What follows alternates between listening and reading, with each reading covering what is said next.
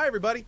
Go Carnage here with another thoughts video. This time, a Did he final finish it? thoughts video on Dragon's Dogma. Yeah, he did, because he's in the other. He's I in already the other made world. another thoughts video, an early thoughts video, and I do want to stress that pretty much everything I said in that video applies. I don't think that that anything really changed the way I feel about it. I will say that some of it is a little bit. This will be a little bit more full featured, but yeah, everything applies there. So make sure to check that video out too if you want a little bit more than what's in here. So that being said, Dragon's Dogma 2 is the sequel to Dragon's Dogma 1. And frankly, it is an absolutely phenomenal open world style RPG. In fact, it's it's phenomenal in terms of combat. Absolutely. The last time I played an open world style RPG like this that I had this much fun in was a game called Outward. Oh. And not only did I love that, but I loved all my time in here. I just rolled credits on the game after 70 hours. I did every quest I possibly could, explored, I'd say 95% plus of the map, did a lot of optional fights, and I gotta say, man, there's not a lot of games that I can play for that period of time and get to the ending and look at that last button press to start the ending sequence, and after 70 hours, just be sad that there's not more. Oh, I was really sad about that too. Like, I mean, I remember, like, whenever I knew that I was about to finish this, like, the unmoored world, I felt that way too. I was like, fuck. And, like, the worst thing for me was Elden Ring. Whenever I was walking up to the giant golden tree, and it's like, I knew it, you know, like, it's obvious it's over. And it's like, no, bro. No, bro. What do you mean? That's how I felt with Dragon's Dogma 2. I got to the end of this game, and I just want more. Like, it's that good. The item progression is meaningful and feels good. Leveling up all the different vocations like I did during the game was just added to it and kept it fresh. The world is fun to explore and rewards you very well for doing so. Yeah, it does. The music was great. The graphics, especially compared to DD1, were so. Opinion on the music. I think that the Around Grand Soren music is way better than any of the music in Dragon's Dogma 2. I actually think the music in the first game is better, and I think that the inside of Grand Soren music is better. I would say, on average, the music in the first game is better. So much better. The Pawn AI is really fantastic. The Pawn AI in Jesus Christ, not Dark Souls. Dragon's Dogma. I keep saying fucking Dark Souls. In Dragon's Dogma 1 is way, like, it's way simpler, but it's also less buggy. Like, I had pawns kill themselves in Dragon's Dogma 2 way more often than in Dragon's Dogma 1. Would pretty much always do what I wanted them to. I very infrequently would get frustrated with them, which I did all the time in Dragon's Dogma 1. But in DD2, it felt so improved. Okay. There is some weirdness with pawns, especially around ledges and stuff. Like there are some technical things, but again, the technical thing that he's talking about is whenever the pawn walks over the edge. That's the technical system that he's referring to. So sometimes, like, for example, you'll be next to an edge, and then the pawn will go off the edge. It's the Call of the Void, exactly. Compared to the first game. In terms of how those are present and how they affect you. The main story and quests in this game are not the best. They're dog shit. They're fucking trash. They're terrible. They're below average. That's what I think. I think they suck. The only good part of the story is the very end of the story. That's the only good part. Really not super interesting. That's the true ending, like where the pawn, like, you know, like, this is a spoiler, right? A spoiler. The pawn turns into, like, the weird thing and, like, helps you against the dragon and shit like that. And then, like, the fact that, you know, it wasn't enough for you to be the king. You had to, like, rule the world. And, like, you know, your brazen want for power has created a berserk eclipse level apocalypse that you then need to save everybody from the impending rapture. That's fucking awesome. That is really cool. And that's the only thing that's really cool. Everything else is boring. Though some are. And you can kind of tell, especially with the main story, that it's meant more to move you through the world. That being said, the rest of the game for me was so enjoyable and so much fun. It didn't matter. I still had a great time. Yeah, I'm the same way. Like, the story was terrible, and I don't care. The quest True. and main quest, even though I wasn't fully invested in like the NPCs and what was going on, just the combat, the loot, the advancement, all of that stuff was well enough for me to just make my own story and have a great time and just enjoy everything I was doing in there. So, yeah, the game overall is awesome. When I finished this game, I, of course, had a lot of very glowing things to say about it. So that elicited the question, is this game a game of the year for you? And I do want to stress in a situation like this that I can get really excited about these games. I can love these games. I can say everything I just said about this game. But I will also be the first to say that, no, this is not a game of the year game. Not for me. Okay. Why? Specifically because some of the stuff I've talked about in this video. Like, for this to be the game of the year for me, you know, I would need pawns to not be running off ledges. Escort quest rewards are clearly not balanced. They're terrible. And most importantly, he's right. Side questing and main questing in this game feel more like an afterthought. If they had everything in this game be how it was, and then still had awesome side quests and main questing, then we might be talking about like maybe some GOTY stuff. But the thing about this game is it does some things exceptionally well. Like, that's some true. of the best of this genre well. And other parts of the game just aren't. They're just, you can tell they're not the centerpiece. They're not the meat. The meat of this game. Yeah, I think he's totally right about this. Because like the one part of Dragon's Dogma 2 that was like flawless was the combat and like the actual moment to moment gameplay. That's the good shit.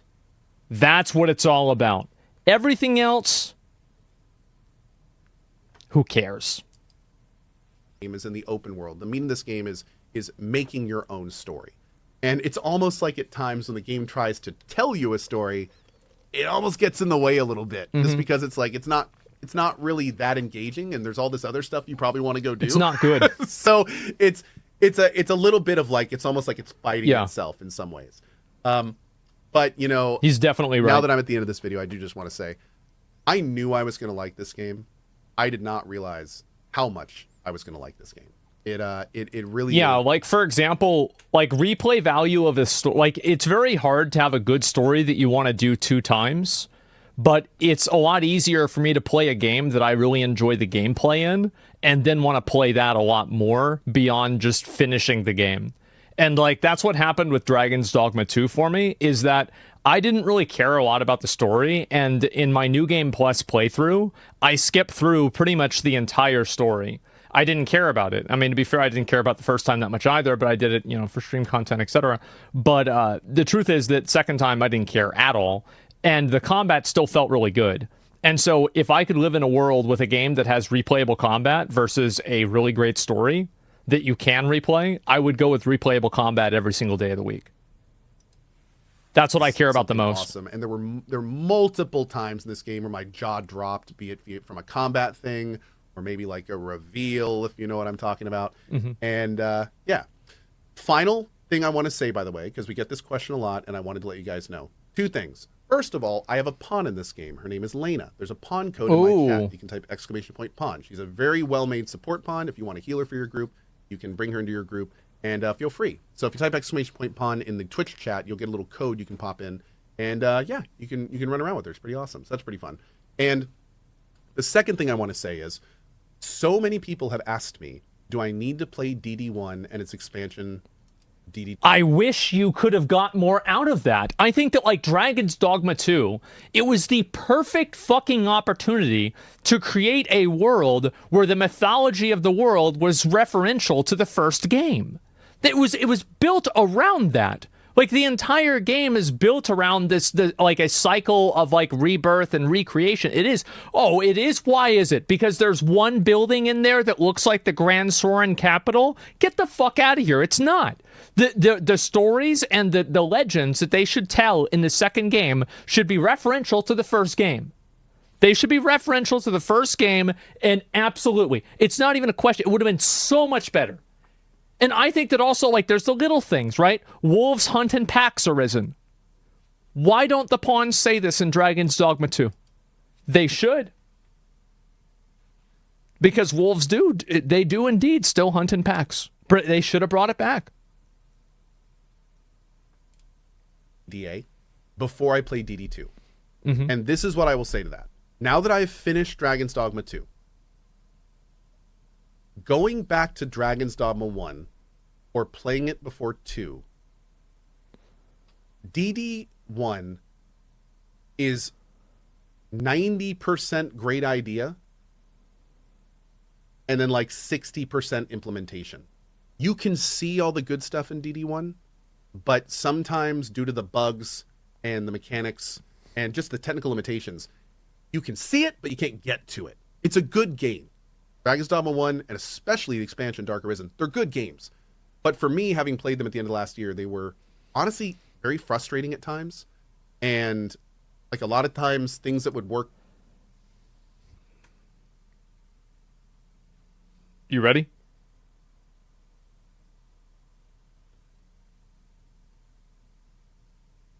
All right. All things considered, everything put together for its time, I think Dragon's Dogma 1 was a better game. And I love Dragon's Dogma 2. One time, wouldn't another way. Pawn AI, sometimes pawns just wouldn't listen or not do what you want. It was definitely a little bit of a thing. So if Dragon's Dogma 1 was like 90% idea and 60% implementation, Dragon's Dogma 2 was like 95-80. Like they took all the good ideas of DD1, added more QOL, made them a little bit better, made them technically a lot more cohesive, and then actually developed all those mechanics to work. That was a good shield. That's kind of where we are with DD2. I would have a hard time going back and playing DD1 right now. It would be tough for me. And honestly, a big majority of DD2 feels like a reboot. Like the majority of Well, it's clearly a reboot. Feels like a rebooted Dragon's Dogma 1. So do you need to play DD1 and DA? The only reason I'd say yes is if you're the kind of gamer that wants to understand every single reference they see in the game. I think that you should play Dragon's Dogma 1 because it's a great game. I think it's a phenomenal, amazing game. And while there are a lot of shortcomings that Dragon's Dogma 1 has, I think that it's an incredible game. It's like $5. That being said, I don't feel that you need to play DD1 before 2. No, you don't. And if you're somebody who's I'm glad that I did, though. Especially more focused on the gameplay and the combat, you might want to just start in DD2. So, I will say that the DD1 and especially the DLC do have some fun story stuff. If you don't feel like playing it, you might want to at least look up like a story. There's a lot of great story compilations that go over everything, because especially the expansion, there's some pretty cool stuff in there. But that being said, none of it super directly applies to 2. And even though it's cool lore and cool to know, I wouldn't say any of it was like mandatory for DD2. It's not like a Final Fantasy VII remake to rebirth situation where you have to play remake before rebirth. It's just not like that. It's just not like that. So, anyway, that's about it. So, Dragon's Dogma 2, amazing open world, awesome developed mechanics. The Dragon and Dragon's Dogma 1 was way more charismatic. And he also explained it a lot better. Like, he explained the story in a way that made sense. Like, he said, like, okay, so you have to sacrifice or you have to defeat me, which then made it known that this previously, magnanimous king of Edmund actually just sacrificed someone and didn't tell the story of that to everybody in the kingdom. That's why it was so good. Unique feel, just a joy. Pussy ass bitch he was. Negatives, still some technical issues, some performance issues. I do need to again mention, if you are somebody who cares about microtransactions in games, educate yourself on the DD2 situation. I'm not going to get into it here, but definitely do it. I will. Don't buy him. Someone who cares about that stuff, definitely. I need to mention that. You're lighting money on fire. Finally, I'd say so. The downsides are probably that stuff. Then also enemy variety is a bit of an issue, and it's not very good. you know, other minor things. Yeah. Other minor things on top of that. But overall, I had a great time. Overall, 2 thumbs up. And yeah, loved it. Can't wait for the expansion. I'm so excited for the expansion. And hope to see you there for it. All right, anyway, this turned out to be a lot longer than I thought. I am out of here for now. You can find me at twitch.tv/GoCarnage every day at 8 a.m. Or if you'd like to watch a replay of the morning stream, you can many times find it at 6:30 p.m. on the Go channel if you want to watch it with the community. All right, friends, I will see you guys later. Thanks as always for watching. Catch you next Thoughts video. Bye-bye. I'm gonna be real. I gotta say it. I gotta... Hi, everybody. Sorry. I think Dragon's Dogma 2 was an amazing game. I fucking loved it. I thought it was amazing. It was so good. However, guys, let's be honest. There were a lot of things in the game that were super undercooked. And I think that the story was, like, awful. The enemy variety sucked. I mean, I feel like those are the kind of the main things. Then there was other stuff like DD1. I thought the story in Dragon's Dogma 1 was better. The movement was fine.